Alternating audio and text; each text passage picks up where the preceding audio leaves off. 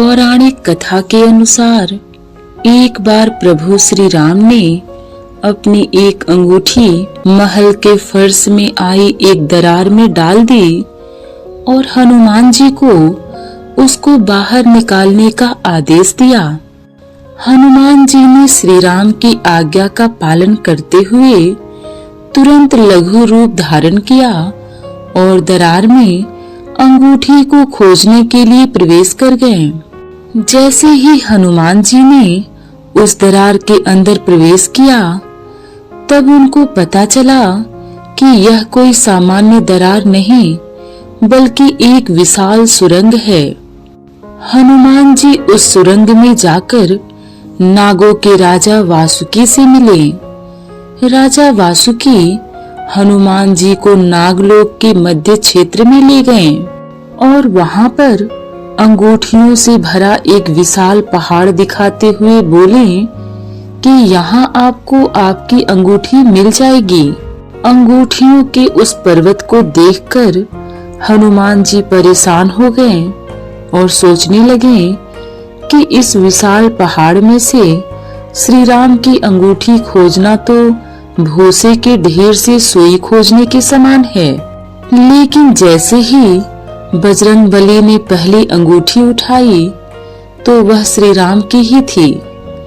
लेकिन उनको आश्चर्य तब हुआ जब उन्होंने दूसरी अंगूठी उठाई, क्योंकि वह भी भगवान श्री राम की ही थी। यह देखकर हनुमान जी को समझ नहीं आया कि उनके साथ यह क्या हो रहा है। हनुमान जी की दुविधा देखकर वासुकी मुस्कुराए और उन्हें कुछ समझाने लगे। वासुकी जी बोले कि पृथ्वी लोक पर एक ऐसा लोक है जहाँ जो भी आता है उसको एक दिन वापस लौटना ही पड़ता है। उसके इस लोक से वापस जाने का साधन कुछ भी हो सकता है। ठीक इसी तरह भगवान श्री राम भी पृथ्वी लोक को छोड़कर एक दिन विष्णु लोक वापस अवश्य जाएंगे। वासुकी जी की यह बात सुनकर हनुमान जी को यह समझने में देर नहीं लगी कि उनका अंगूठी ढूंढने के लिए आना और उसके बाद नागलोक पहुंचना, यह सब श्री राम का ही सोचा समझा निर्णय था। बजरंगबली को इस बात का एहसास हो गया कि अंगूठी के बहाने उनको नागलोक भेजना उनके कर्तव्य से भटकाना था, जिससे कि कालदेव अयोध्या में प्रवेश कर सके और श्री राम को उनके पृथ्वी पर जीवन की समाप्ति की सूचना दे सके। हनुमान को यह भी एहसास हो गया कि जब वो अयोध्या लौटेंगे तो श्री राम नहीं होंगे। भगवान श्री राम श्री हरि के अवतार थे और धरती पर उनका अवतार दुष्टों को दंड देने और अपने भक्तों की रक्षा के लिए हुआ था। भगवान श्री राम के साथ वनवास से लेकर उसके बाद कई प्रमुख पात्र जुड़ते रहे और उनकी जिंदगी का अहम हिस्सा बन गए। रामायण के ऐसे ही प्रमुख पात्र हनुमान थे, जो श्री राम के अनन्य भक्त और उनके परछाई के समान थे। भगवान श्री राम से जुड़ने के बाद हनुमान जी ने उनका हर कदम पर साथ दिया और उनके साथ साये की तरह रहे थे।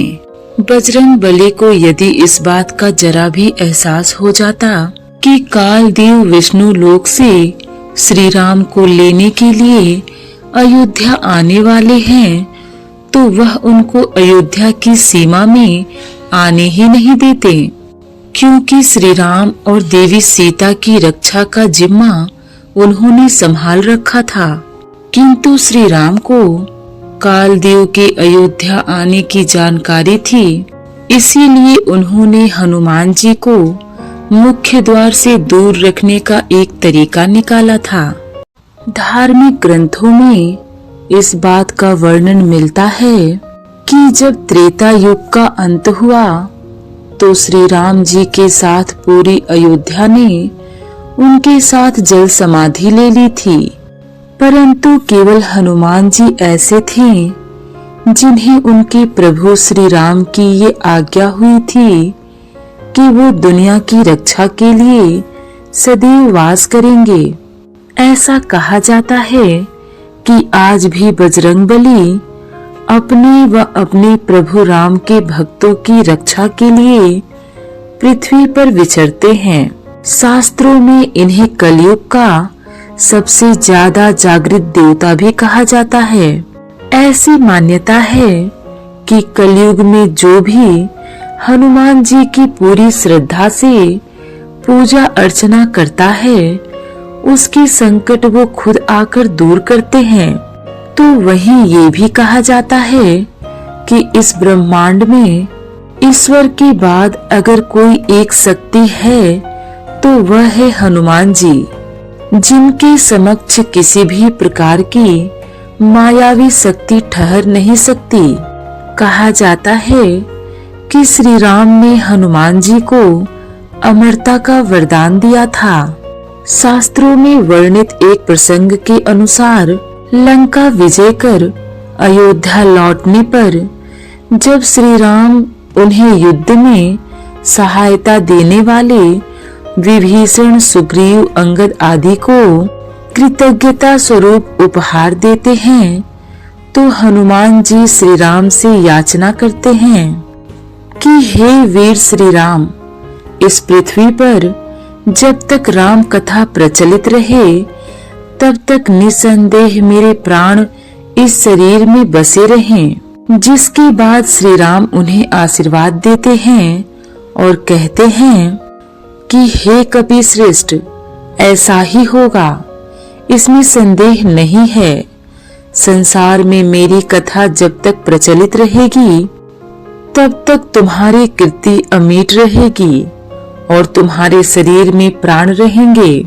जब तक ये लोक बने रहेंगे तब तक मेरी कथाएं भी स्थिर रहेगी। धार्मिक मान्यताओं के अनुसार हनुमान जी उन लोगों पर अपनी अपार कृपा बरसाते हैं जो कभी किसी भी कार्य को करने के लिए झूठ का सहारा नहीं लेते, यानी अपने जीवन को ईमानदारी से व्यतीत करते हैं। इसके अलावा जो लोग रोजाना श्री हनुमान चालीसा का पाठ करते हैं और बजरंगबली पर चोला चढ़ाते हैं, उन पर इनकी विशेष कृपा होती है।